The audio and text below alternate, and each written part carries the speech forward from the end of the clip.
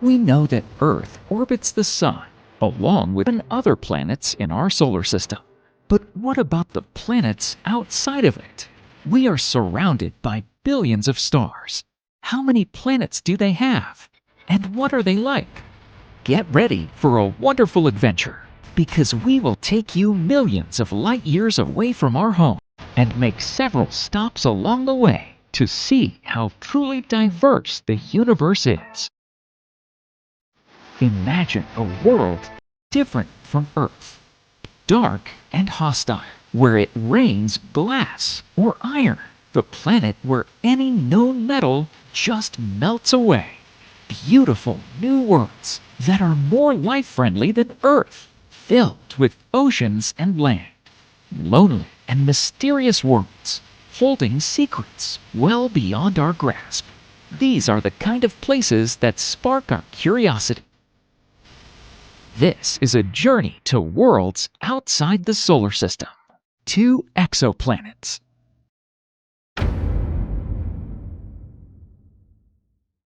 Our Earth, the only heavenly body we know to host life. But there is a huge number of other planets that can also host life outside the solar system in deep space. Let's look at the southern part of the sky. There, you can see the most famous constellation of the southern hemisphere, namely the Southern Cross or Crux, and the Centaurus constellation located on Charles's Wain-Virgo line. To the south of the Centaurus constellation and to the left of Crux, there is the closest exoplanet to Earth, the mysterious Proxima Centauri b, which resembles our planet at the first glance. As you see, Proxima Centauri b always faces its parent red dwarf star, Proxima Centauri, with the same side. This is why one side of the planet is scorching hot and has many clouds, while the other one is always cold and cloudless. But what makes it so unique? Let's see. Proxima b is an exoplanet that rotates around its parent star, Proxima Centauri, which is a red dwarf and an M-type star. The discovery of this exoplanet was proved by a group of astronomers from the European Southern Observatory in August 2016.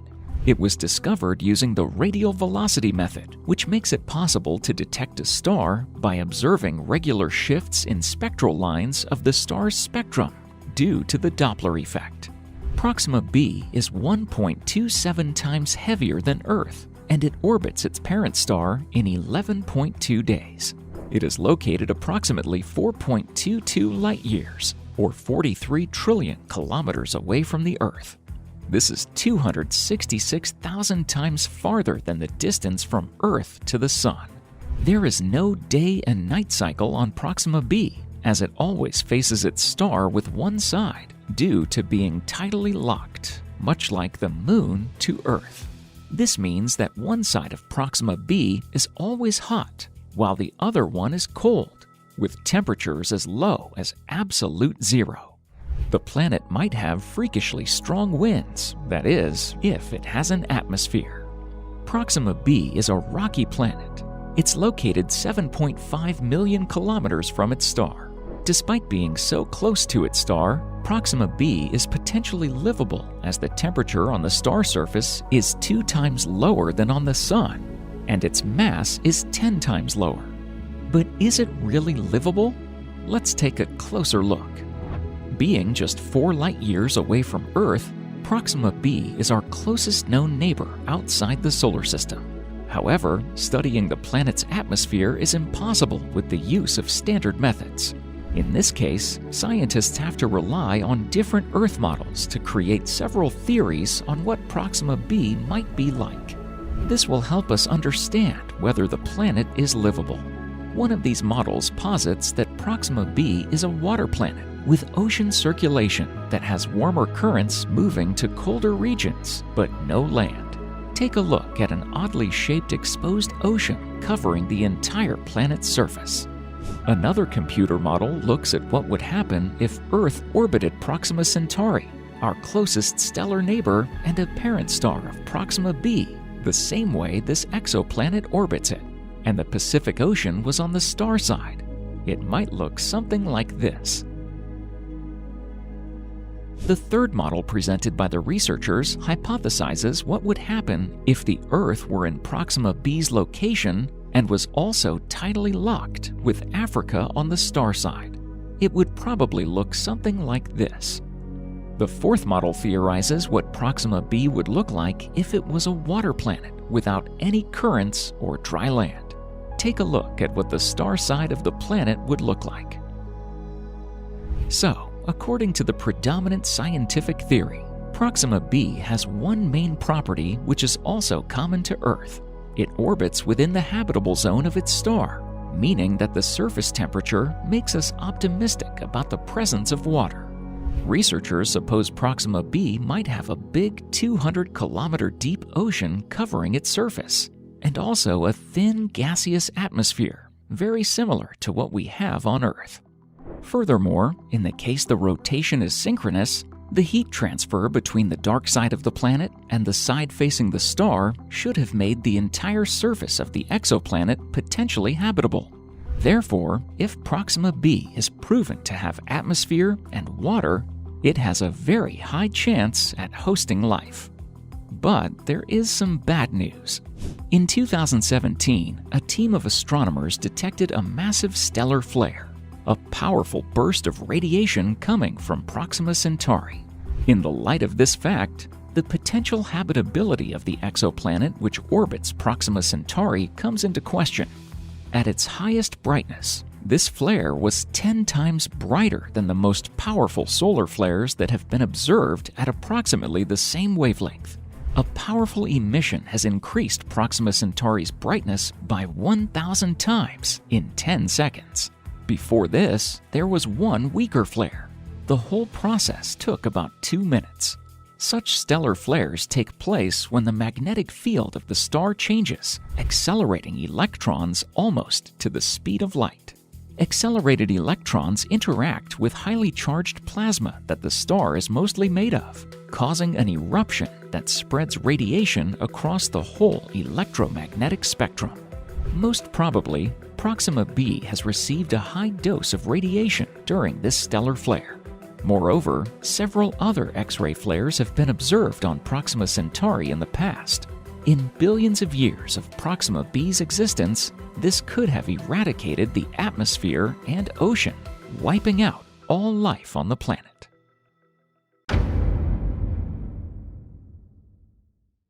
This planet seems bright blue to a regular human eye, but thinking that it resembles our friendly Earth would be a fatal mistake. This planet's atmosphere is deadly dangerous. Being caught in the rain here is more than just something uncomfortable. HD 189773b is located in the Vulpecula constellation at a distance of 63 light-years from the Sun. It is much bigger and hotter than Earth. This exoplanet was first discovered in 2005. It is well studied by Hubble and other telescopes, as it is relatively close to Earth. This is a massive gas giant orbiting very close to its parent star. A stunningly high 1,000 degrees Celsius temperature makes the planet's atmosphere steaming hot. HD 189773b is 13% heavier than Jupiter, and it orbits its parent star every 2.2 Earth days with an orbital speed of 152.5 kilometers per second, making this hot Jupiter a poor candidate for hosting extraterrestrial life. The planet's blue color is believed to come from silicate particles in the atmosphere, which disperse blue light. Because of the planet's surface temperature, the particles can condense, turning into glass. Then these glass seeds are being blown at a whopping speed of 2 kilometers per second. Now, isn't that absolutely breathtaking? The highest wind speed that has ever been detected on Earth is only 408 kilometers per hour, and this is 20 times slower than on the exoplanet. Our planet's regular wind speed is about several meters per second, but on this exoplanet, it's 2 kilometers per second, which is about 1,000 times higher. Being 7 times faster than the speed of sound, the cruel winds of HD 189773b would take any unfortunate guest on a deadly spiral around this planet. Using Spitzer Space Telescope data on infrared radiation, NASA's astronomers created a map of the exoplanet surface. It shows temperature fluctuations above cloudy peaks of this gas giant. Higher temperatures are highlighted here in brighter colors. HD 189773b, known as Hot Jupiter, orbits its parent star much closer than Mercury does our Sun. It has a high orbital speed and is tidally locked with its parent planet, much like the Moon to Earth, meaning that one side of the exoplanet always faces its star. The map clearly shows that HD 189773b has a warm spot on the so-called stellar side, the one that always faces the star. But the map also shows that this spot has shifted from the high noon point by 30 degrees. Scientists argue that the hot point has been shifted by the fierce winds to the east. What's more interesting, astronomers established that temperature indices on this planet are fairly stable. The dark side of the planet has a temperature of about 1200 degrees Fahrenheit, or 650 degrees Celsius, while the exoplanet's sunny side is 1700 degrees Fahrenheit, or 930 degrees Celsius. This moderate temperature variation is proving once again the presence of extreme winds, which help to transfer the heat from the hot and sunny side of the planet to its darker side. TRAPPIST-1 star was first discovered in 1999 by John Geisis and his team. Its name comes from a small telescope called Transiting Planets and Planetesimals that was used to detect it. This is a lonely star, with a planet system in the Aquarius constellation, some 39.46 light-years away from Earth. It is an ultra-cool red dwarf of spectral glass MV8. TRAPPIST-1's size is only slightly bigger than Jupiter, and its mass is about 8% of the Sun's mass, which makes it even cooler and dimmer. The star's radius is 12.1% of the Sun's radius, which is slightly bigger than that of Jupiter. TRAPPIST-1's age is estimated to be between 5.4 and 9.8 billion years. Taking the star's age into account is very important for understanding if the surrounding planets can be potentially habitable. TRAPPIST-1 is about twice as old as the Solar System, which was formed about 4.5 billion years ago. In May 2016, astronomers from ESO La Silla Observatory detected a dim and cool star fading at regular intervals, indicating that several objects were passing between the star and the Earth. The observation was made using the TRAPPIST telescope. A detailed analysis revealed that there are 3 planets resembling Venus and Earth orbiting the star. In July 2016, scientists used NASA's Hubble telescope to discover that these planets most likely don't have an atmosphere of prevailing hydrogen. Hence, these planets can be rocky and possibly have water on their surface. As early as February 2017, scientists announced the discovery of 4 more planets at a press conference by NASA. Thus, it became clear that there are 7 Earth-sized planets in the system. NASA's Spitzer Space Telescope, Transiting Planets and Planetesimal Small Telescope in Chile, and other ground telescopes were used to detect and characterize planets. Astronomers claim that 3 of these planets are in the theoretically habitable zone. All 7 exoplanets orbit TRAPPIST-1 and are currently labeled B, C, D, E, F, G, and H in order based on proximity to their star. The largest planets, G and B, are about 10% larger than Earth. The smallest planets, D and H, are about 25% smaller than our planet. Researchers determined that the farthest planet from the star, TRAPPIST-1H, orbits its star every 19 days using NASA's Kepler Space Telescope. This is still much shorter than the orbit of Mercury, which goes around the Sun every 88 days. But because TRAPPIST-1 is so faint, it outputs only 0.05% the amount of energy of the Sun, planet H receives a lot less heat than Mercury and may be covered in ice. The amount of energy per unit area that 1H receives from its star is comparable to that which the dwarf planet Ceres in the asteroid belt between Mars and Jupiter receives from our Sun. Among the 7 planets in the system, TRAPPIST-1b is the closest one to the star, with an orbital period of a day and a half. Its orbital radius is almost 100 times smaller than that of the Earth. The TRAPPIST-1 planets are so close together that if you could stand on the surface of one, you might see some of the neighboring planets hovering above. Scale-wise, the structure of this planetary system resembles the satellite system of Jupiter more than the structure of the solar system. Star TRAPPIST-1 is a small and relatively cool red dwarf star belonging to spectral class M. They are the most common stellar objects in the universe and make up 70 to 90% of all observed stars. There are 7 planets in the TRAPPIST-1 system, roughly the size of Earth. 3 of them are in the habitable zone, meaning their distance from their parent star allows them to have liquid water on their surface. And this can most surely indicate that red dwarfs have many Earth-like planets. After all, astrophysicists believe such planets to be the primary candidates for potentially hosting life outside the solar system. After discovering the TRAPPIST-1 system, researchers tried to study its stability using computer simulations with different initial conditions. However, the simulated planets almost always collided about 500,000 years after their origin, literally destroying the entire system. When assessing the planetary system's stability, the researchers concluded that there is a stabilizing factor. The researchers found out that the time it took for each planet to complete a circle around its star was of crucial importance. The thing is, their orbital periods make up a surprisingly accurate progression.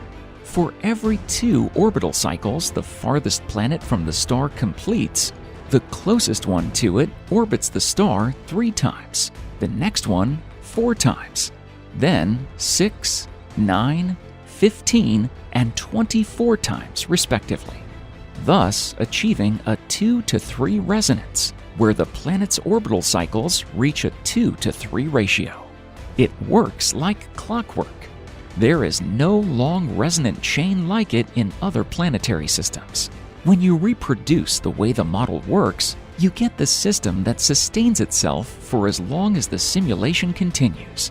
In other words, each planet orbits the star in alignment with its neighbors in the system. Therefore, this unique property allows the entire system to exist for a long period of time, allowing scientists to observe it. The TRAPPIST-1 system contains a total of 7 Earth-sized planets. 3 of them, TRAPPIST-1d, E, and F, are in a potentially habitable zone, where the temperature is suited for having liquid water on the surface. Planets 1b and C are too close to their parent star, and 1H is too far away. The measured densities, combined with planetary compositional models, suggest that the surface of the TRAPPIST-1 planets is far from being a barren, rocky desert. Apparently, they contain a significant amount of volatiles and water, the volume of the latter reaching up to 5% in some of the planet's masses. This is a pretty high percentage. For comparison purposes, water constitutes only 0.02% of Earth's mass. TRAPPIST-1e is the only planet in the system that is slightly denser than Earth. This could mean that it may have a denser iron core, lack a thick atmosphere, oceans, or an ice cape. This planet turned out to be much more rocky than all the other planets of the system. In terms of size, density, and the amount of stellar flux, this planet is more similar to Earth than all the others. According to the Habitable Exoplanets catalog, TRAPPIST-1e is one of the most potentially habitable exoplanets discovered so far. TRAPPIST-1e is confirmed to have a compact, hydrogen-free atmosphere like those of our solar system's rocky planets, further raising the chances of habitability. Hydrogen is a powerful greenhouse gas, so if there was enough to be easily detected, it would mean that the surface of TRAPPIST-1e would be inhospitable. Since such an atmosphere is not present, It raises the chances for the planet to have a more Earth-like atmosphere instead. TRAPPIST-1F is the fifth farthest planet from its parent star in this 7-planet system. It has a diameter close to that of Earth, but is much lighter, weighing only 0.36 Earth masses.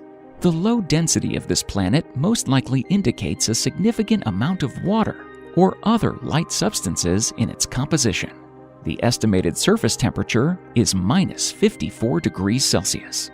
TRAPPIST-1D is the third farthest planet from the star, with an average surface temperature of plus 15 degrees Celsius and slightly smaller dimensions compared to Earth. Its radius is much shorter than the Earth's radius, and its mass is only 0.33 Earth masses.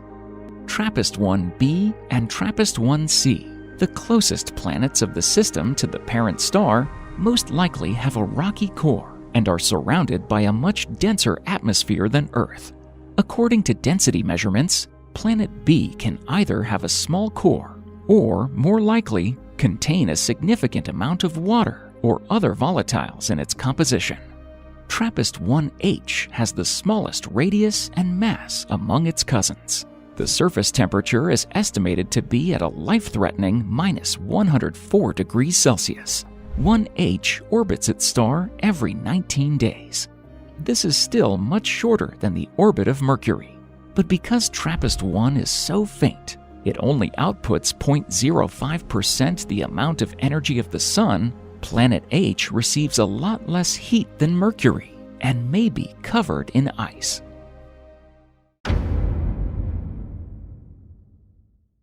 In 2016, astronomers discovered an unusual planet by the name of Kelt 9b. Being the hottest exoplanet ever discovered, it's so hot that it literally rips apart its atmosphere's hydrogen molecules. What is this mysterious planet like? Let's take a closer look right now. The planet is close to Saturn, a bright star in the center of the Northern Cross. It orbits a star called Kelt 9, or HD 195689, about 620 light-years away from the Sun in the Cygnus constellation. The star Kelt 9 is only 300 million years old. It is more than twice as large and almost twice as hot as our Sun. The exoplanet orbits its parent star at 4.5 million kilometers. The star's temperature is 9,800 degrees Celsius, and the temperature on the planet itself reaches a whopping 4,300 degrees Celsius. In fact, this is hotter than most stars in the universe. For example, the surface temperature of the red star Antares is only 3,400 degrees Celsius. This is almost 1,000 degrees lower than on the planet Kelt 9b. And keep in mind that red dwarfs constitute about 30 to 50% of all stars. Currently, tungsten is the most refractory metal known to us, with a whopping melting point of 3,422 degrees Celsius. Even this metal would melt on this planet. Using the HARPS North spectrograph, astronomers have found spectral lines corresponding to ionized iron and ionized titanium atoms. These particles can condense on the night side of the planet, forming clouds that can make it rain metal. Being too close to its parent star, Kelt 9b is tidally locked due to gravitational forces, meaning that one side of the planet faces its star at all times. Interestingly, the planet receives 44,000 times more flux from its star than the Earth from the Sun. Scientists would expect the planet to have a smaller radius, but the extreme radiation from its host star has caused the planet's atmosphere to puff up like a balloon. The planet is 2.88 times heavier than Jupiter, and it's 1.8 times larger than Jupiter. Given that the planet's atmosphere is constantly blasted with high levels of ultraviolet radiation, the planet may even be shedding a tail of evaporated planetary material like a comet. The temperature on Kelt 9b is so high that the hydrogen gas molecules split into pieces on its day side and cannot reunite until their scattered atoms cross over to the night side of the planet. The night side cools down the hydrogen gas molecules just enough to make them recover. But as they return to the day side again, they split apart once more, and the cycle continues. There's one more peculiar feature that makes this planet truly unique, and that is its orbit. Unlike other planets that orbit the equatorial region of their parent star, it actually orbits the polar region. In other words, this planet is tilted in such a way that it has a polar orbit. But no one can explain why this planet came to have such an unusual orbital motion in the first place. As if this wasn't enough, its host star is an oddity too. The primary, Kelt 9, is roughly twice the size of the Sun, 56% hotter, and spins 38 times as fast. That makes for a complete stellar rotation in 16 hours. As you would imagine, the rapid spin causes the star to deform, flattening at the poles and broadening at the equator. As a result, we run into the phenomenon known as gravity darkening. The poles brighten as the equatorial region cools and dims by comparison. As a result, the temperature at the equator will be much lower than that at the poles. We are talking about 800 degrees difference. Such high temperature contrast creates very interesting effects. The planet orbits directly above both poles of the star. Just imagine, with Kelt 9b's orbital period of 36 hours, the planet goes through 2 summers and 2 winters, and each season lasts about 9 hours. This sequence illustrates a year as experienced by Kelt 9b. Because of the temperature differential on the surface of the star, the planet experiences an unusual kind of seasonality: hotter over the poles, colder over the star's equator. Over the course of a single orbit, the planet twice experiences cycles of heating and cooling caused by the star's unusual pattern of surface temperatures. The next planet on our virtual journey is doomed to vanish in the next 10 million years. The planet is WASP-12b, a hot Jupiter of the most extreme kind. It is an ultra-hot, orange gas giant that is 1.5 times heavier than Jupiter. The planet was discovered in 2008 by the transit method. WASP-12b is located about 1,400 light-years from Earth in the Auriga constellation.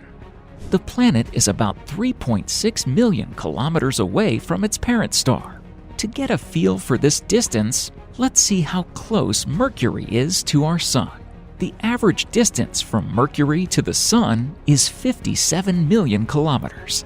That is almost 16 times the distance from WASP-12b to its star. Now, let's imagine we reduce stars and planets in scale. If the Sun were to be the size of a regular basketball, then this exoplanet would be 61 centimeters away from it, and Mercury almost 10 meters away. Keep in mind that this is the closest planet to the Sun. With an orbital period of just 1.1 days, WASP-12b is so close to its parent star that daytime temperatures reach 2,540 degrees Celsius, or 2,810 Kelvin. Its atmosphere swells up to 3 times the radius of Jupiter and spills matter onto its star. Sadly, the planet is doomed to die, as if devoured by its parent star. The extreme gravity is stretching the hot gas giant into the shape of an egg, all the while slowly cannibalizing the planet. Relatively soon, 10 million years, a fleeting moment in space-time, this planet will be completely devoured by its hungry star. If you enjoy watching the world fall to pieces, then this planet is for you. This is especially interesting, taking into account that something similar might have happened in our solar system. Some researchers believe that several planets have vanished from our system, but there's no way to tell where. Being so close to its star, the planet creates yet another interesting effect. Unlike most planets, it's not round, but rather egg-shaped. Since WASP-12b is 1.5 times heavier than Jupiter, but is almost 2 times larger, it has one of the lowest densities ever found. It is so low that the gravity on its surface is comparable to ours, being about 10 to 15% higher than on Earth. NASA's Hubble Space Telescope has observed a planet outside our solar system that looks as black as fresh asphalt because it eats light rather than reflecting it back into space.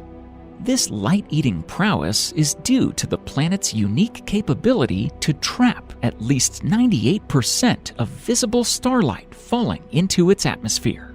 The planet's atmosphere is so hot that most molecules are unable to survive on the blistering day side of the planet. Therefore, clouds probably cannot form to reflect light back into space. Instead, incoming light penetrates deep into the planet's atmosphere, where it is absorbed by hydrogen atoms and converted to heat energy. Hydrogen molecules are broken into atomic hydrogen, while alkali metals are ionized. The atmosphere resembles that of a low-mass star instead of a planet, composed of atomic hydrogen and helium.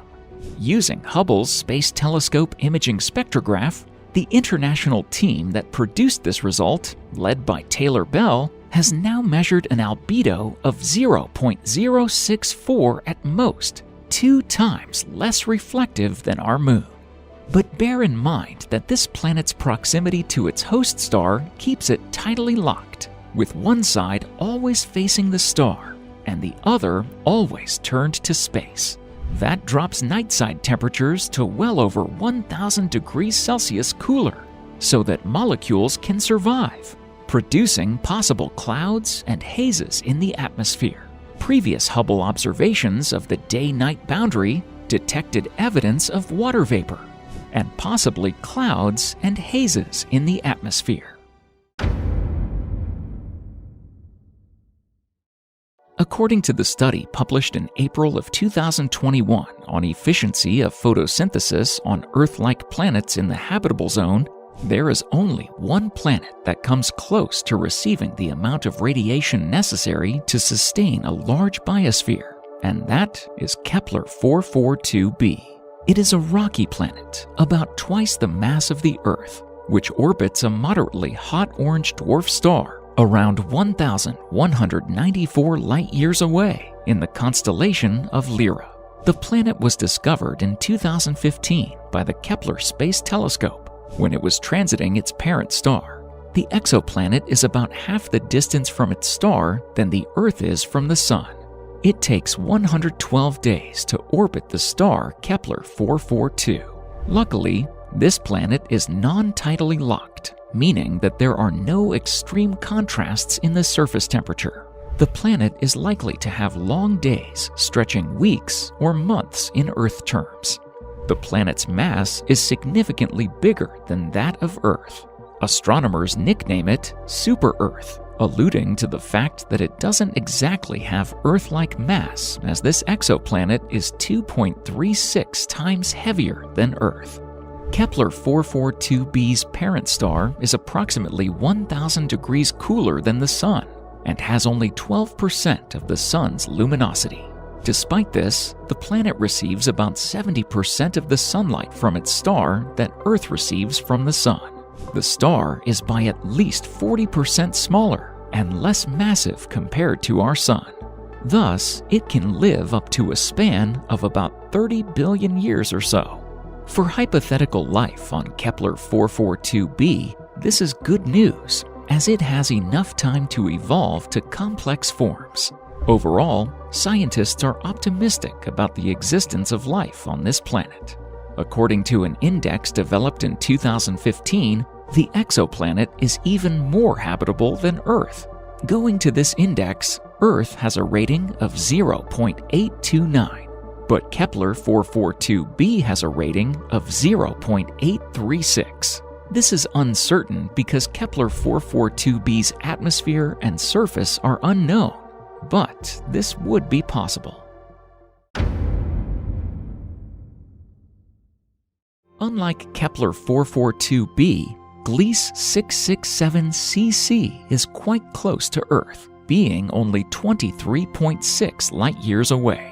Presumably, it is a rocky planet located in the habitable zone of its parent star, Gliese 667c, meaning that it's just close enough to it to have liquid water. A red dwarf, Gliese 667c, is a part of a triple star system in the constellation of Scorpius, with stars Gliese 667a, b, and c orbiting each other, bound by gravitational attraction. Gliese 667c is the smallest star in the stellar system, with only around 31% of the mass of the Sun and 42% of the Sun's radius. Although the star is much cooler than the Sun, reaching a surface temperature of about 3,400 degrees Celsius, and being only 1.4% as bright as the Sun, it can produce enough heat to sustain potential life on Gliese 667cc because it is 8 times closer than the Sun to the Earth. The planet's relative closeness to the star is the reason why it receives 90% the amount of stellar flux received by Earth. The equilibrium temperature of the planet is 4.3 degrees Celsius, or 39.6 degrees Fahrenheit. For comparison purposes, Earth's equilibrium temperature is -1 degree Celsius, or 39.6 degrees Fahrenheit. Of course, this is only a theoretical model, and taking into account other unknown variables, such as the atmosphere and soil composition, the actual temperature can be very different. Gliese 667cc is sometimes also called super-Earth, owing to the fact that it's 3.8 times heavier and 1.8 times bigger than Earth. It takes 28 Earth days for the planet to orbit its parent star. Most probably, the exoplanet is tidally locked, with one side of its hemisphere permanently facing towards the star, while the opposite side is shrouded in eternal darkness.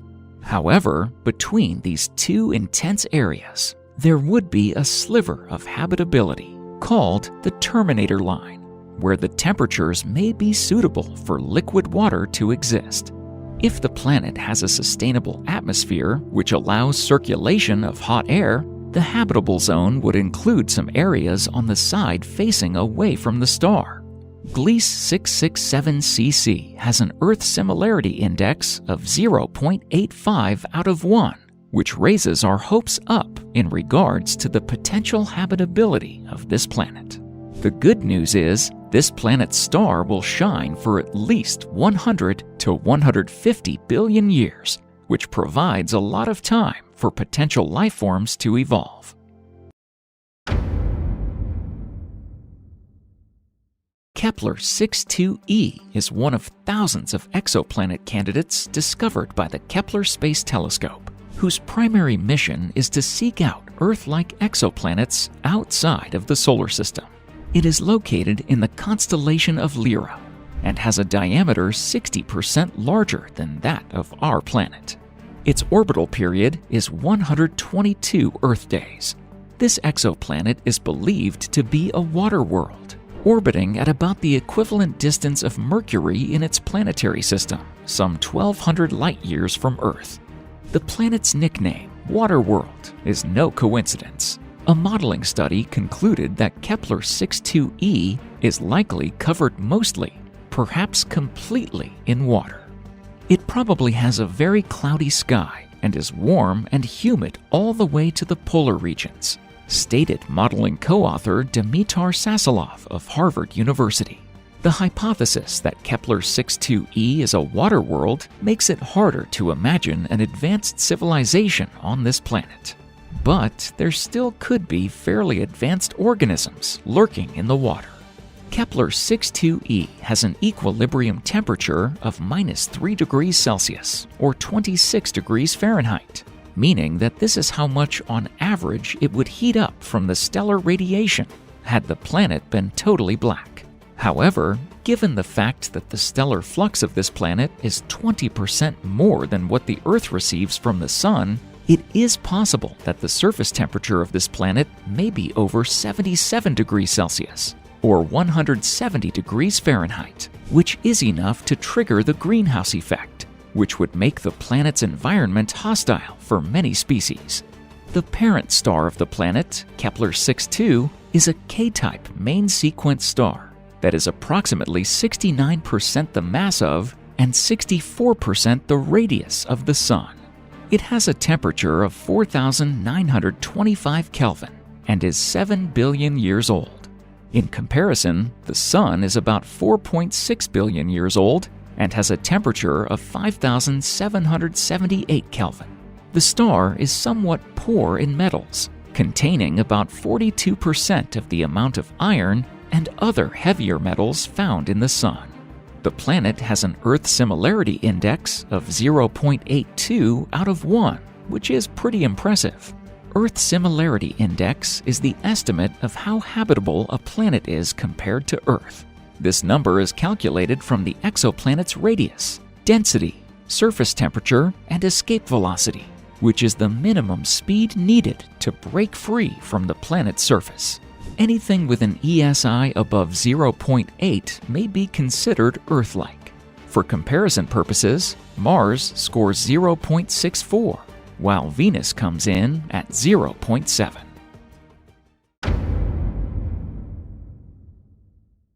Tau Ceti F is a super-Earth orbiting Tau Ceti that was discovered in 2017 by the radial velocity method. Interestingly, its parent star is the only star in the constellation Cetus.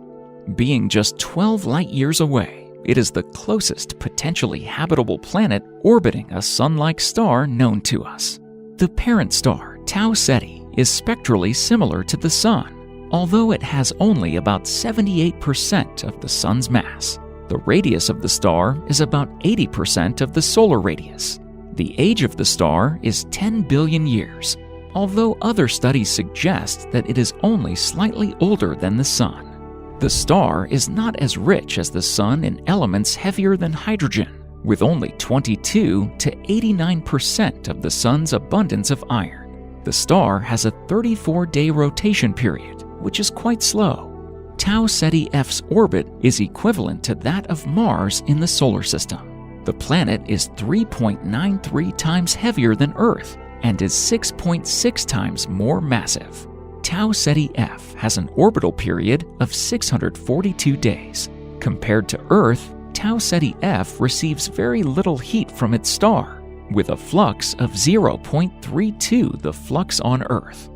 The equilibrium temperature of the planet is minus 83 degrees Celsius, or minus 117 degrees Fahrenheit, which is of course too cold for the majority of life forms. However, scientists argue that with the proper atmosphere and a large ocean, the planet's temperature might be similar to that on Earth. However, the new research has shown that Tau Ceti F has likely resided in the habitable zone for much less than 1 billion years, meaning that life hasn't had enough time to evolve and leave a detectable biosignature. Furthermore, the new study, which was published in the Astrophysical Journal, also notes that the star Tau Ceti has much more magnesium compared to silicon than the Sun does. As a result, the Tau Ceti worlds could be quite different chemically and mineralogically from Earth.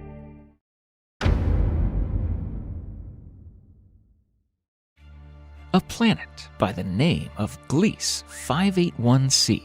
One of its sides is turned to the star, which makes it hot, the other side being dark and frozen. This is typical of most planets that are close to their stars. For example, the Moon circles the Earth and always shows just one side.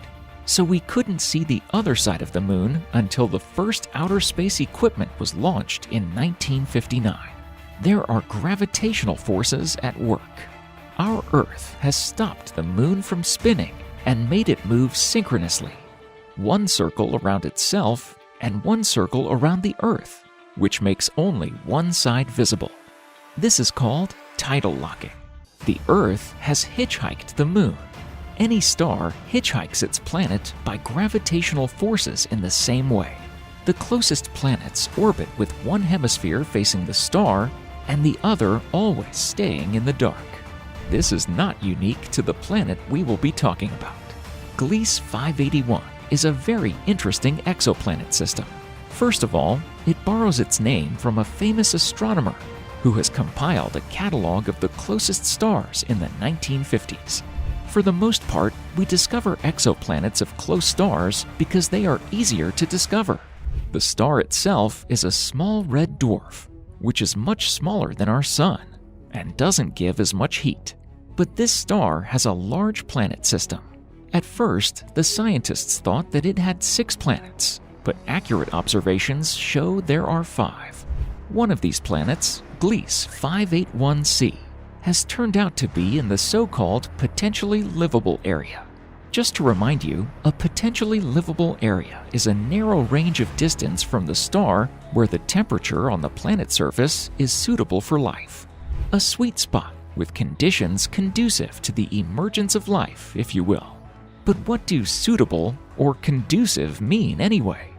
A planet needs to have liquid water in order to be inhabitable. Therefore, a temperature should range between 0 and 100 degrees Celsius.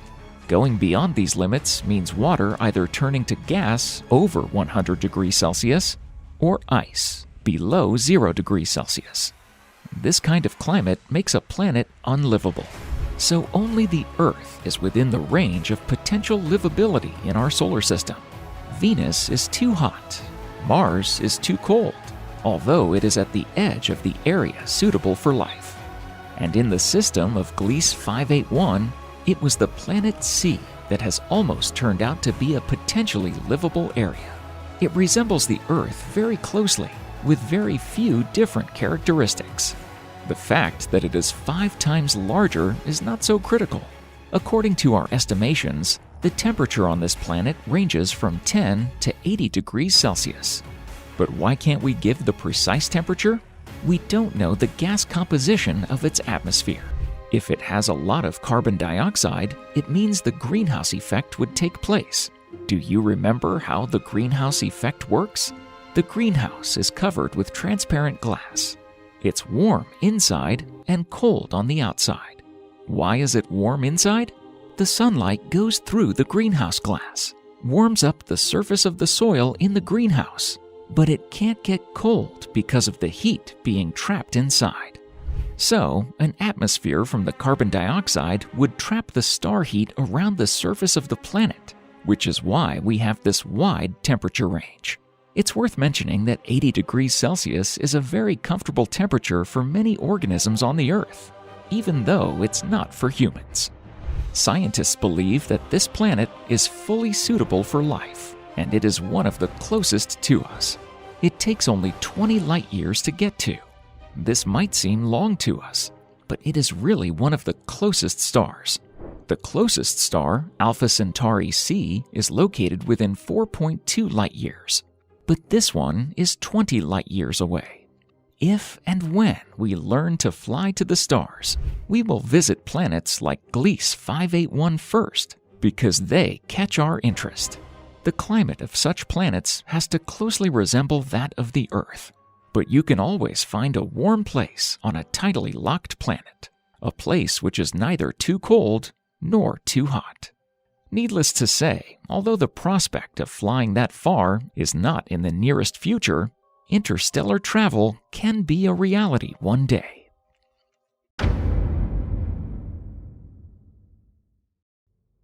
Are you afraid of the dark? Welcome to TRAPPIST-2b, the planet of eternal night. Its mass is 1.49 Jupiters. It takes 2.5 days to complete one orbit of its star, and is 0.03563 AU from its star. Its discovery was announced in 2006. First of all, what is TRAPPIST-2b? As we already know, B means that it's the first planet discovered near a star. And what is TRES? TRESS stands for Transatlantic Exoplanet Survey. TRESS is about looking for planets through several telescopes operating from several Atlantic coasts in the United States and Europe. This is an amazingly interesting project. Do you know what kind of telescopes they are? People usually say astronomers have giant telescopes, but these are just extremely small. Their lens's diameter is 10 centimeters. And it turned out that by combining several telescopes like this into a network, they can observe the same star simultaneously. If one telescope is faulty, others will show the right image in such a way one can make an important discovery. So what did scientists discover? They found a transiting planet, a planet passing in front of its star. But after the transit, no data has been registered on this planet. TRESS-2b is located 750 light-years away from the solar system. When it was passing by the star, it dimmed its light just a bit and then went off the radar. But it shouldn't have. Starlight should have reflected from its surface and somehow show us the lit side of this planet. Instead, there is nothing. This planet has turned out to be the darkest thing there is. It reflects only 1% of the starlight reaching its surface. Look around and notice some black objects. For example, a computer case, a surface of an LCD computer display.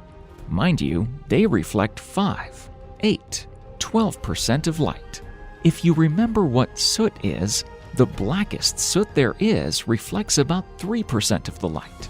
And this planet is at 1%. Its soil composition is not clear. The giant is absolutely black. This is truly puzzling. One reason could be an absence of reflective clouds, such as those which make Jupiter so bright, due to TRESS-2b's proximity to its parent star and the consequent high temperature. Another reason could be the presence in the atmosphere of light-absorbing chemicals, such as vaporized sodium, potassium, or gaseous titanium oxide. However, astronomers David Kipping and David Spiegel excluded heavy oxides of titanium and vanadium from their models, as it seems unrealistic that condensed, heavy compounds be present in the upper atmosphere. The planet is likely to be tidally locked to the parent star. In 2015, the planetary night-side temperature was estimated to be equal to 1,885 Kelvin.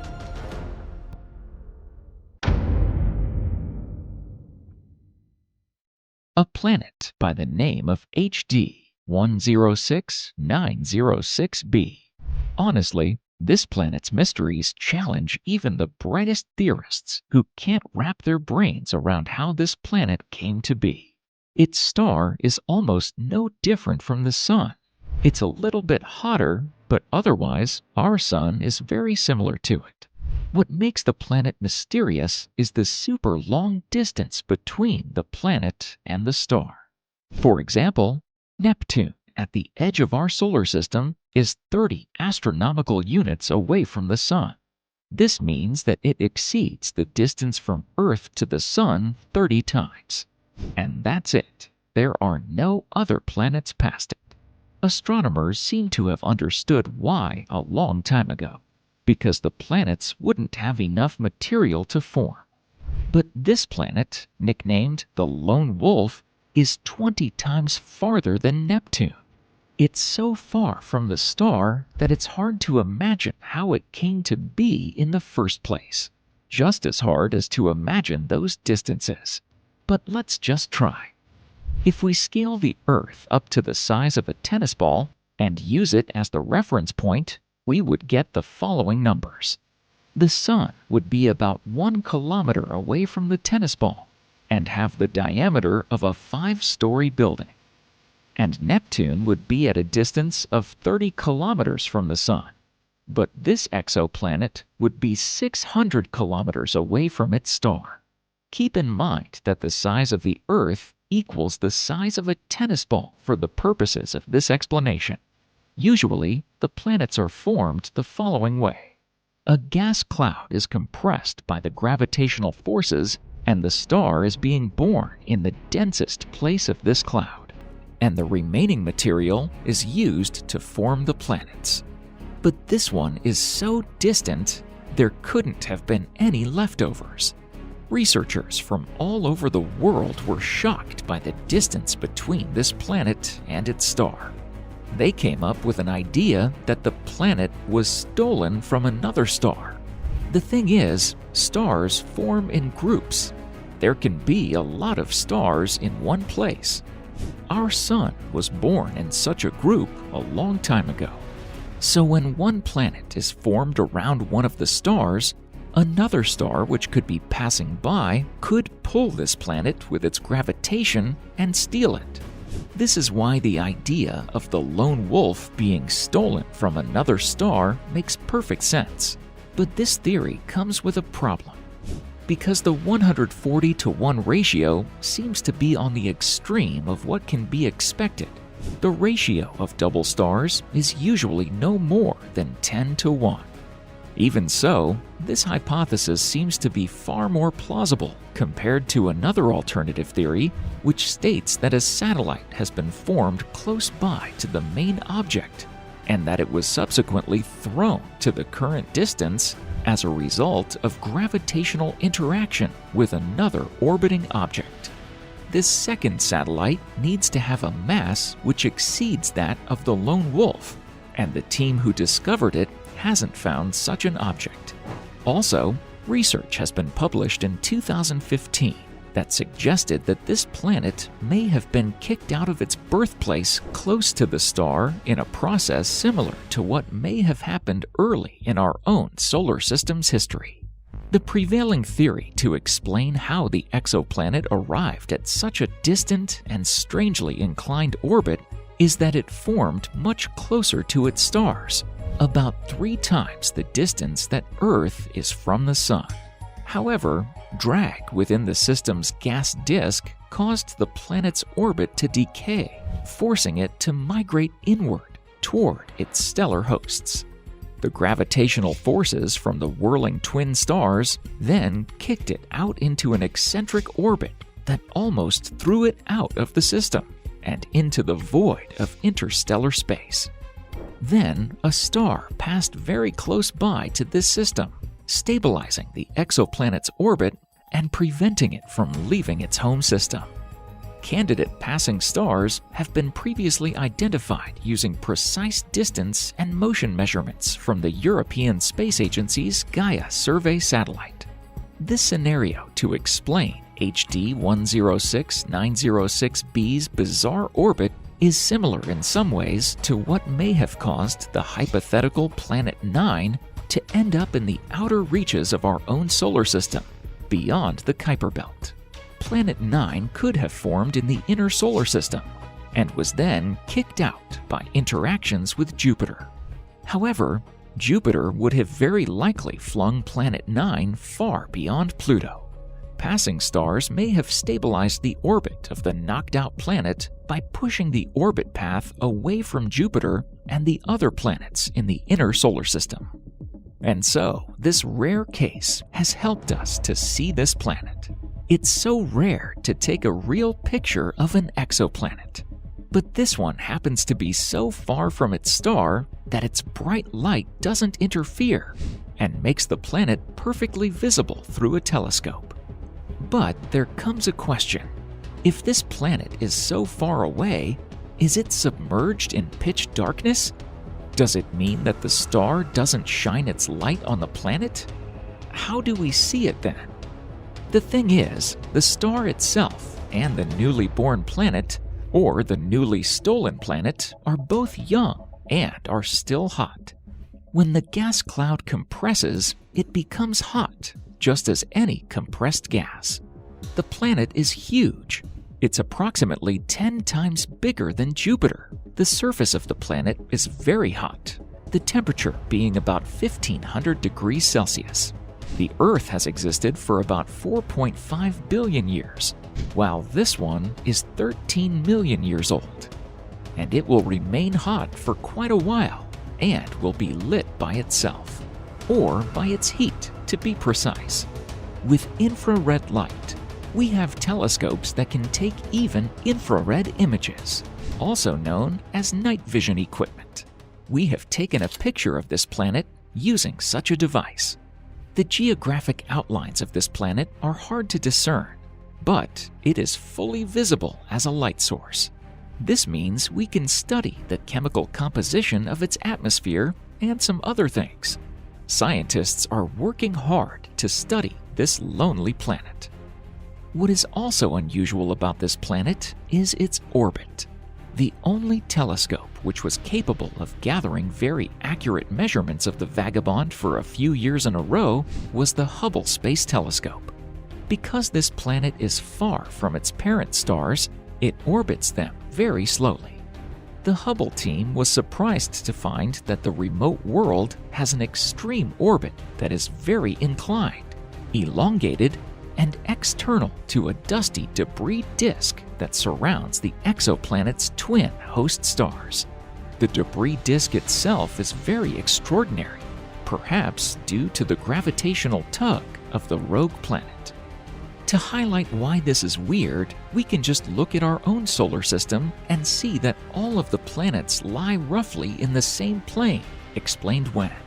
It would be bizarre if, say, Jupiter just happened to be inclined 30 degrees relative to the plane that every other planet orbits in.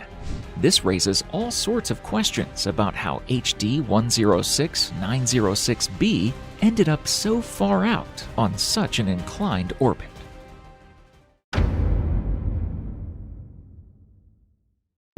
The next planet on our journey is an exoplanet J1407b. At first glance, it's a spitting image of Saturn, a giant planet circled by a ring. It's not hard to get used to such an idea. We already know 4 ringed planets who are already engaged. For all we know, they might be married. Jokes aside, Jupiter has a very thin ring, just like Venus and Neptune, whose rings are barely distinguishable. And everyone can imagine a beautiful bright ring around Saturn. So far, there are no biggies compared to the kind of ring around this baby. The planet itself is quite young, just 16 million years old. It shines brightly with infrared light. It was discovered recently in 2012. It was among the first exoplanets discovered to have a ring. If it was Saturn, we wouldn't notice its ring.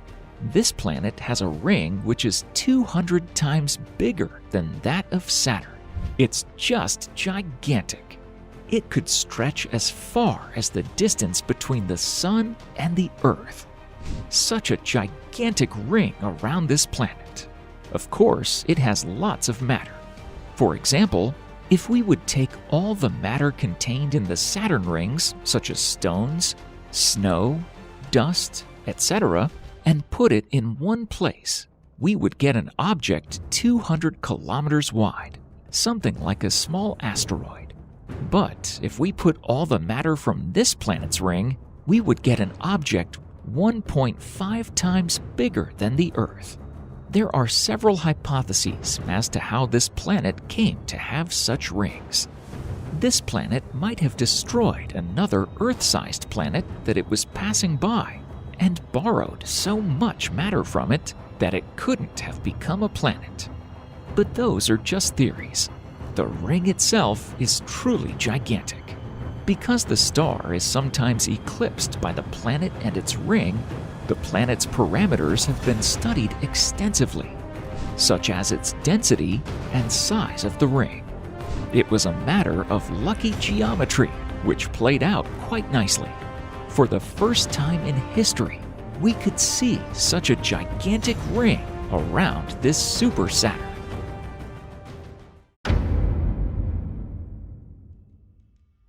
B means that A is the star itself. The planets discovered later are then called B, C, D, and so forth in alphabetical order. And here we have CoRoT T. What is CoRoT T? That's the name of a small outer space telescope. Surprisingly, this telescope was launched by French astronomers to orbit the Earth. Everyone was skeptical at first. What are those French astronomers thinking?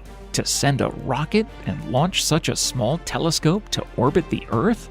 The telescope is no bigger than those amateur astronomers have, 30 centimeters in diameter. But these telescopes observe the Earth's surface, and what they can do is limited. The same telescope in outer space can do much more. It can precisely measure the brightness of stars. If a planet goes in front of a star, partially covering its surface, the telescope will register it.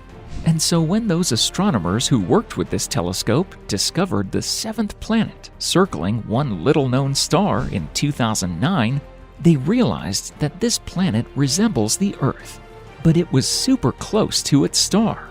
So close that it takes 20 hours for this planet to circle its star, something which takes 1 year for our planet. Just imagine, in less than a day, a planet circles its star. It is located in the constellation of Monoceros. It was the smallest exoplanet known at that time of its discovery, its radius being about 1.58 times longer than that of the Earth. The distance between the planet and its star is 2.54 million kilometers, which is 23 times closer than the distance between Mercury and the Sun. The fact that it's so close affects its temperature, which is 2.5 thousand degrees Celsius. Oh boy!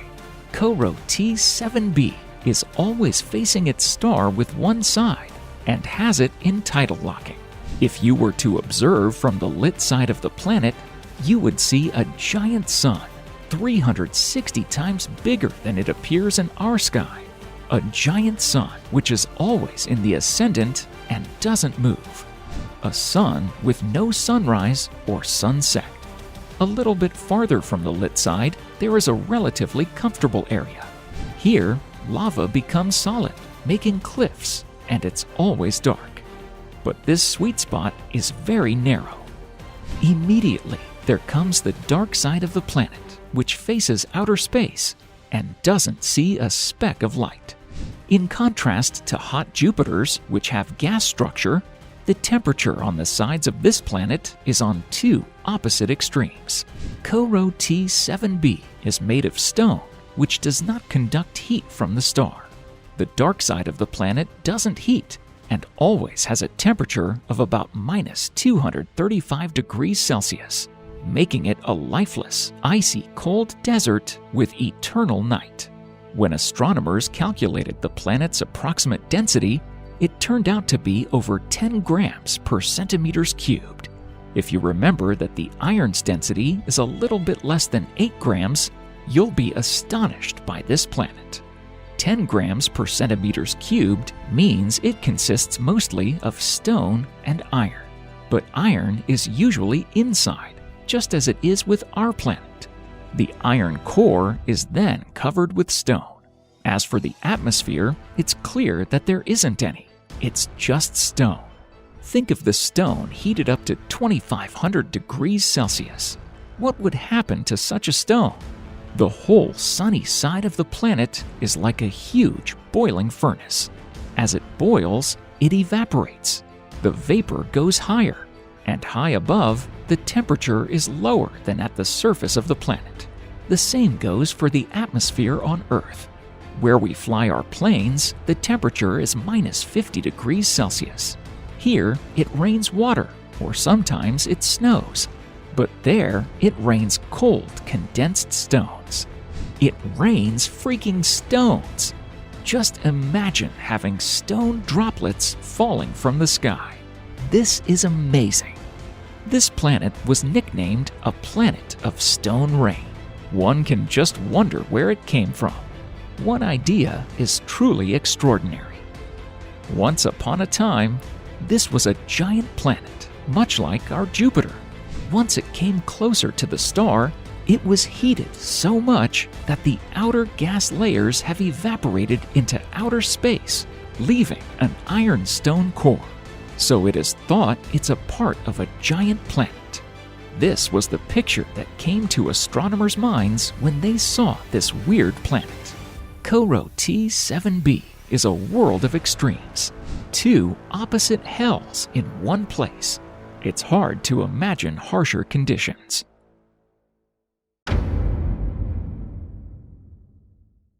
"57 light-years away from Earth, in the equatorial constellation Virgo, one can see a bright pink spot. This is Gliese 504, a yellow dwarf star that belongs to spectral class G, much like our Sun, and has a mass equal to 1.22 solar masses. This star has a planet called GJ 504b. It's the one that steals the most attention. The distance between the planet and its parent star is quite long, about 8 times greater than from the Sun to Jupiter. At such a distance, the planet is poorly lit by its star. Nonetheless, the temperature in the upper atmosphere there is about 237 degrees. This can be explained by the young age of GJ 504b, which is only 160 million years old. For comparison purposes, our solar system is about 4.6 billion years old. It is estimated that GJ 504b is 4 times heavier than Jupiter. According to 2016 data, its radius is 0.96 of that of Jupiter. The exoplanet and its star are separated by a huge gap of 43.5 astronomical units. Just to keep this in perspective, this is equivalent to the distance between the Sun to Pluto. This comes as a surprise, because there are no such massive bodies at such a great distance from their star in our solar system. It still puzzles scientists to think about how the GJ 504b ended up so far away. In 2011 to 2012, astronomers working on the SEEDS project managed to capture images of GJ 504b and combine them into one image. It shows colored components in the near-infrared spectrum of the planet, orbiting a star similar to the Sun. The coronagraph subdues the bright light of the central star.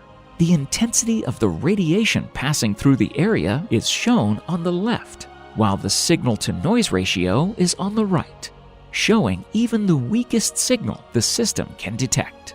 But there is another opinion regarding this object. In 2017, scientists published a study where they reassessed the fundamental properties of GJ 504 and its chemical composition. It has been established that the star is actually much older than previously thought. The study also allowed us to revise the data on the mass of GJ 504b, presuming it's heavier than we thought, which means that we are dealing with a brown dwarf and not a giant planet.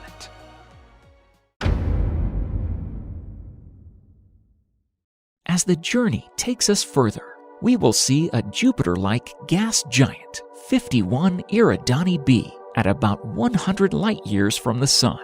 This exoplanet is twice as heavy as Jupiter. It orbits its parent star, F-type 51 Eridani, in 32 years, and the distance to the star is 12 astronomical units. The discovery of 51 Eridani b was announced in 2015. The planet is about 20 million years old. Being relatively young, 51 Eridani b smolders at 427 degrees Celsius. However, it's still more than 3 million times less bright than its stellar host. In 2014, researchers captured a near-infrared image with the Gemini Planet Imager showing the Jupiter-like 51 Eridani b. The bright central star 51 Eridani is masked in the center of the image to reveal an exoplanet that is 1 million times fainter. The Gemini Planet Imager utilizes an integral field spectrograph, an instrument capable of taking images at multiple wavelengths of light simultaneously. The left side of the animation shows the GPI images of the nearby star 51 Eridani in order of increasing wavelength, from 1.5 to 1.8 microns. The images have been processed to suppress the light from 51 Eridani, revealing a faint exoplanet. The bright regions to the left and right of the masked star are artifacts from the image processing algorithm and can be distinguished from real astrophysical signals based on their brightness and position as a function of wavelength. The spectrum of 51 Eridani b on the right side of the animation shows how the brightness of the planet varies as a function of wavelength. If the atmosphere was entirely transmissive, the brightness would be approximately constant as a function of wavelength. This is not the case for 51 Eridani b, the atmosphere of which contains both water and methane. See the Jupiter-like planet orbiting its Sun-like star, 51 Eridani. So, judging by the chemical composition of the atmosphere, 51 Eridani b is the first known planet that almost completely resembles Jupiter.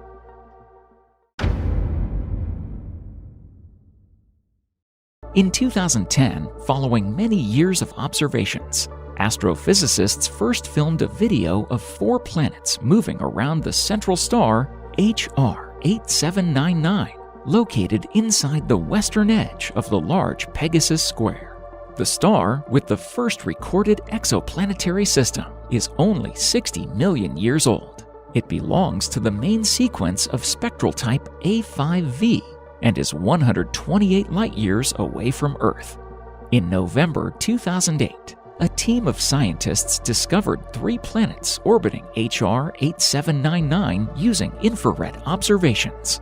The discovery of the 4th gas giant planet in the system was announced as early as 2010. In the same year, scientists managed to take a picture of the spectrum of one of the exoplanets called HR 8799c using the VLT telescope based in Chile. This was the first time this happened in the history of planetary science. All 4 open planets are gas giants. The orbital radius of the planet closest to the star is 51 AU, while the farthest has a radius of 68 AU. The orbital motion of the planets is counterclockwise. The 4 planets are still hot due to their young age. The mass of the farthest exoplanet, HR 8799b, is now estimated at 3.5 Jupiter masses, the other 3 weighing 5 Jupiter masses. For 7 years, astronomers Jason Wang and Christian Maroy have been directly observing the orbits of 4 planets in the HR 8799 system. And finally, they managed to make a unique animation based on a series of images. According to Jason Wang's description, the planets may well be in an orbital resonance relationship. In this case, the orbital period of each planet in the system corresponds to others with an almost exact 1:2:4:8 ratio. The black circle in the center of the image blocks out the star's blinding light to make the planets visible. HR 8799 is known as the first exoplanetary system to be captured in a detailed spectral resolution image, which is sufficient to calculate their orbital speed and understand the mechanism of gas giant formation. Now, let's move 300 light-years from Earth to the Carina constellation, where we'll find a young star, HD 95086.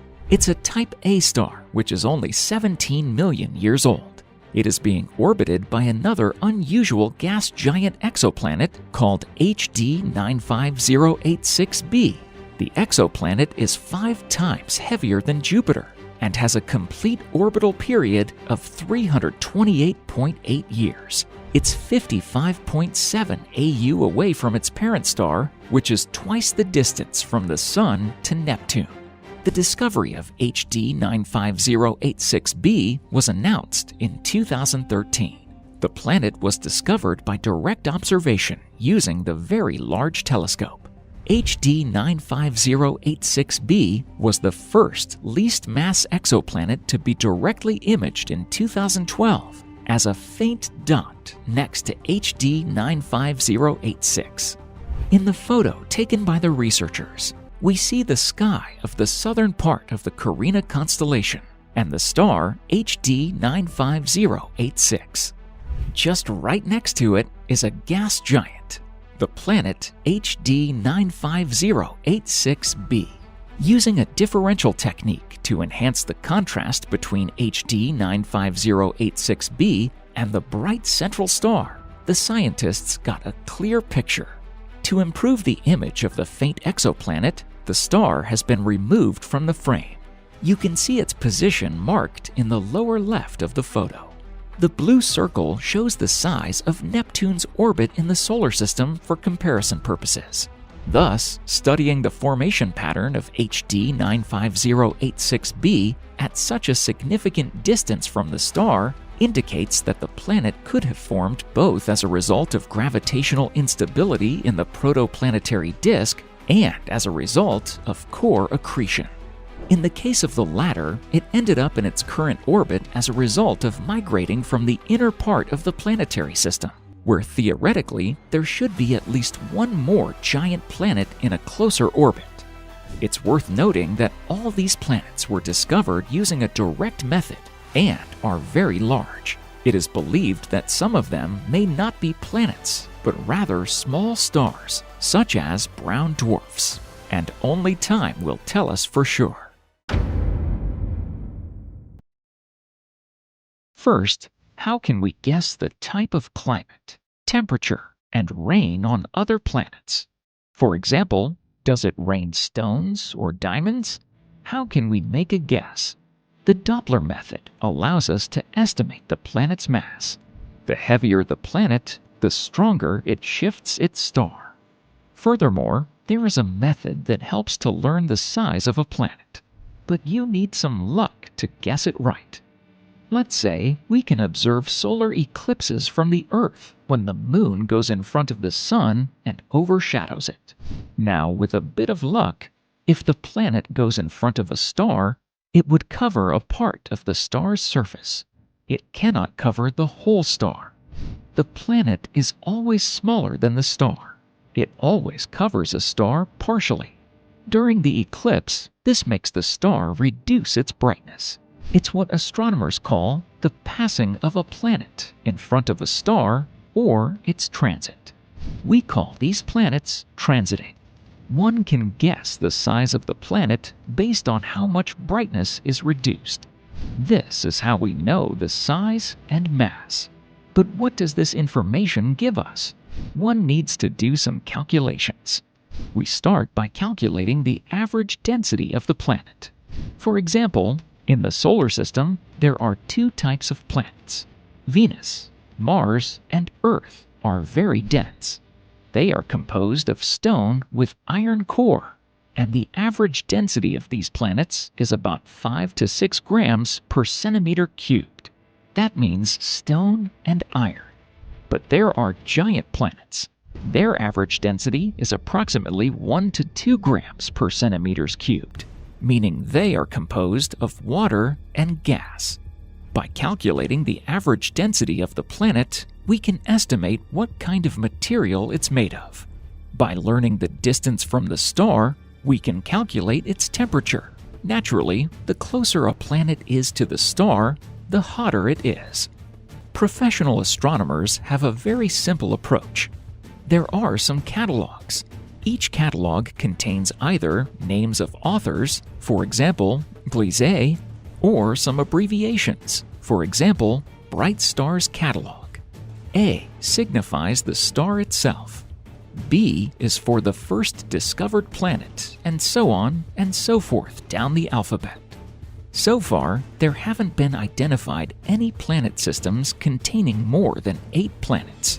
Of course, it's not very convenient for the wide audience to pronounce such specific names without fully understanding them. This is why the International Astronomical Union has recently decided to give the most interesting and well-studied exoplanets names of people, to give amateur scientists the right to vote and choose more or less interesting names. For example, one of the planets, which is a few times older than the Earth, was given a name of Methuselah, an old name of a well-known biblical character. Other planets borrow their names from famous scientists, but these names should be double-checked. So the International Astronomical Union receives suggestions on how to name a planet or a star. It may or may not approve of them depending on whether a particular name is worthy to be given to a planet or a star. For example, a planet by the name of Coro T7b.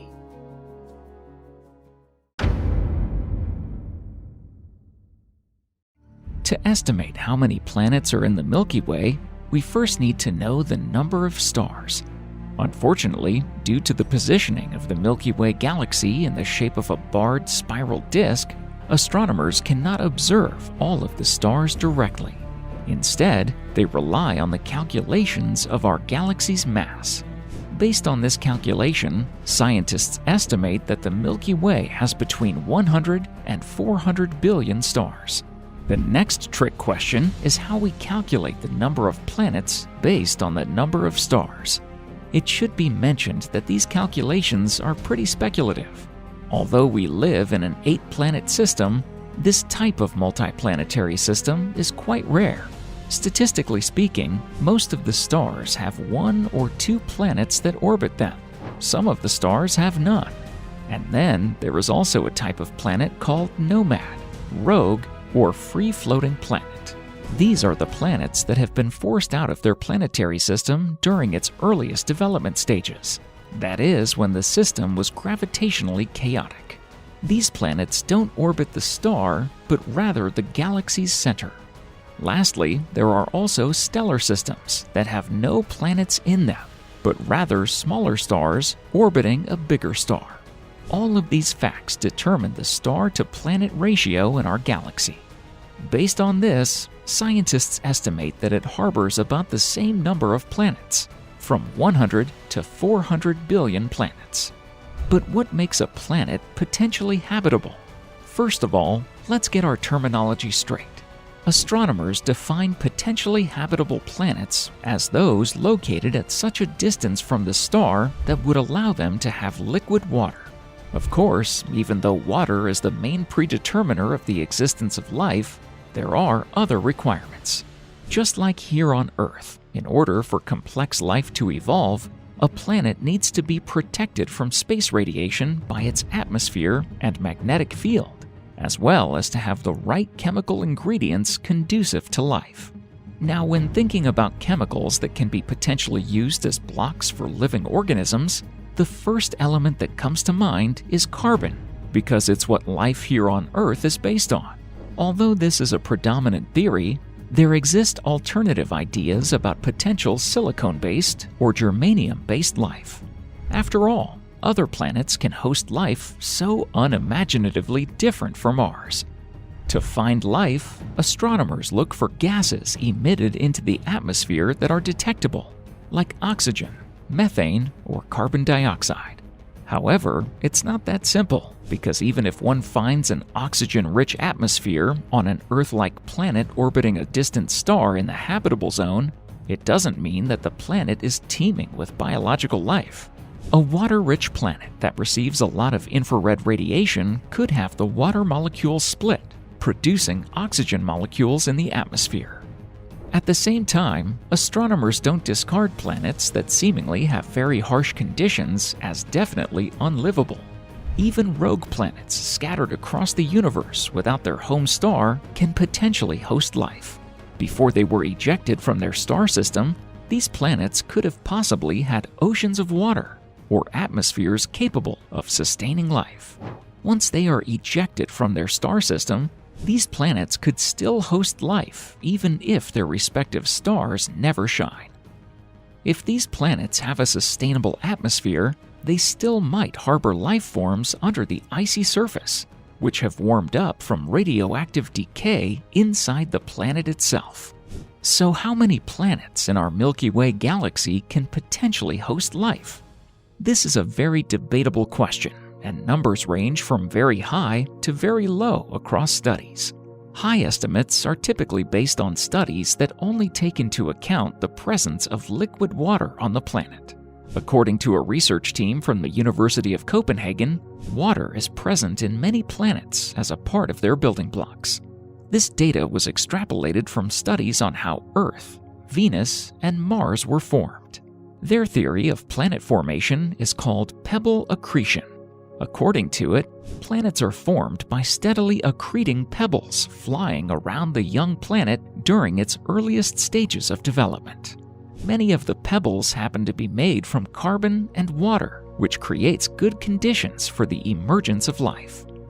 However, water can be dispersed very unevenly, Some planets can be too dry to host life, others can be flooded with it. Nonetheless, the research team does not give a specific number of potentially habitable planets, just stating that the chances of coming across a livable planet are very high. A more precise study published by Kunimoto and Matthews in February 2020 suggests there are 6 billion or so Earth-like planets in the Milky Way. By the term Earth-like, the researchers mean rocky planets roughly the same size as Earth, orbiting a sun-like star.